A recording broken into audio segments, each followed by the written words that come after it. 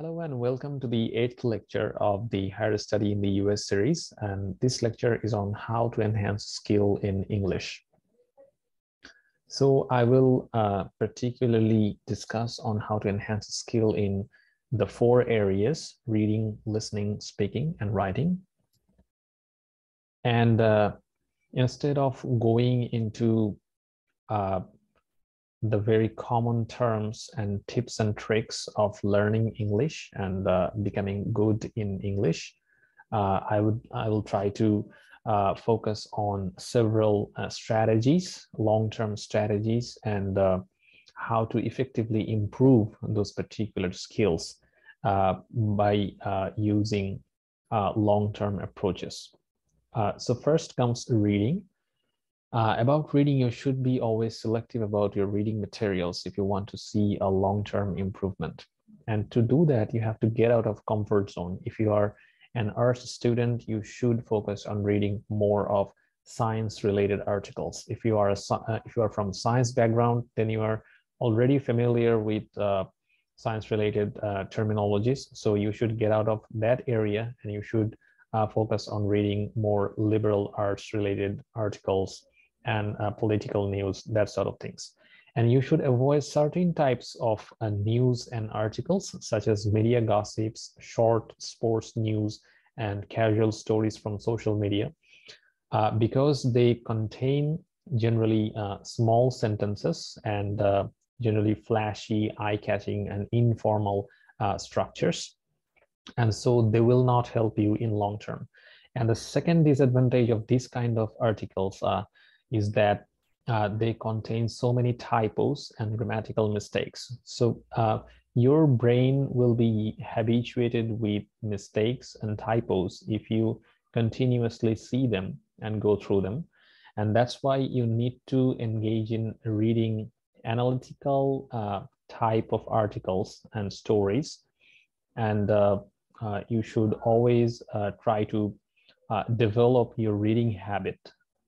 To develop your reading habit, it's not a 1 day or 1 week task. Rather, you have to be consistent by engaging in regular reading sessions. You can start with fast-paced thrillers if you are not a reader at all. But after that, you have to gradually move towards reading nonfictions to enhance your skill in reading. The second skill that you need to enhance is listening.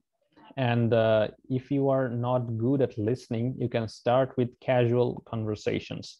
Start with listening casual conversations from movies and TV series, and gradually you can move your focus towards academic conversations and more formal environments.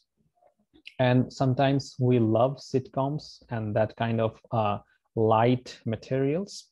But if you love sitcoms, you can also be selective about them if you want to take advantage from them. And you can choose ones with large sentences. For example, you can choose Big Bang Theory, which contains so many large sentences with complex and compound sentence structures. And in order to enhance your listening skill, if you are turning on subtitles, you will end up reading them. So you should turn off subtitles so that you can focus on listening the words. And one very funny thing about listening is that if you want to try to understand every word, you will sometimes get very frustrated if it is very fast-paced material. So you should instead try to get the mood or context of the material and mood of the characters to understand what they're saying. And another very important parameter is pronunciation, on which you should spend time to make your pronunciation understandable.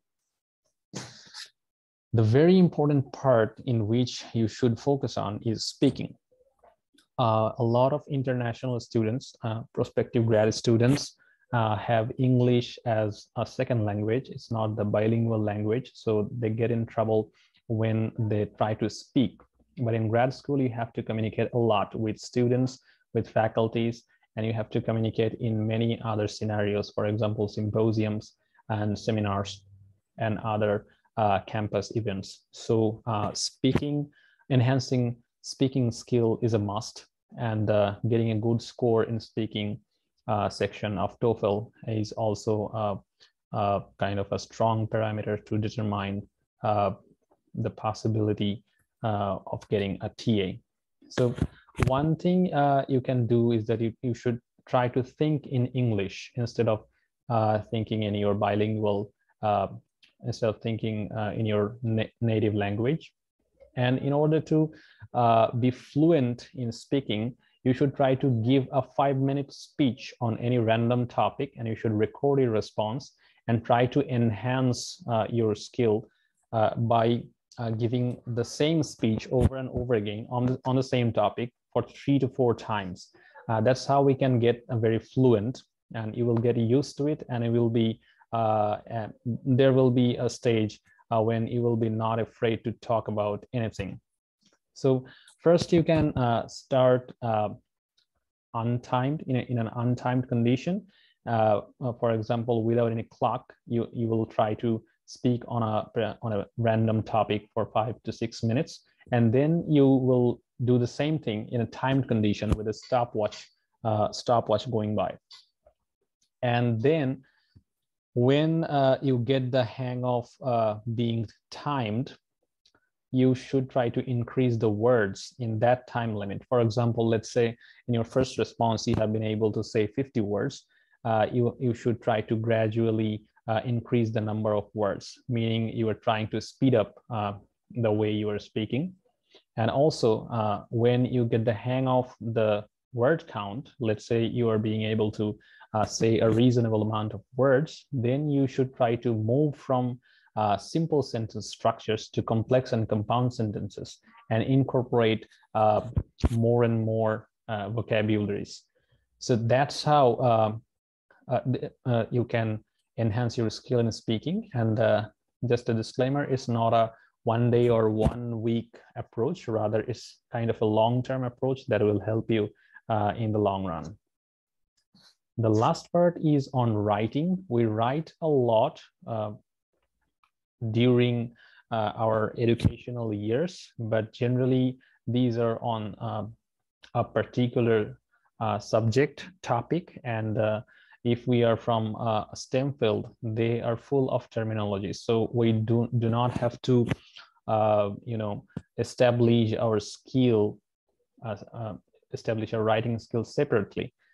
But if you want to be a good writer in general, then you should be trying to write for a few minutes on a random topic, just as I have mentioned for speaking.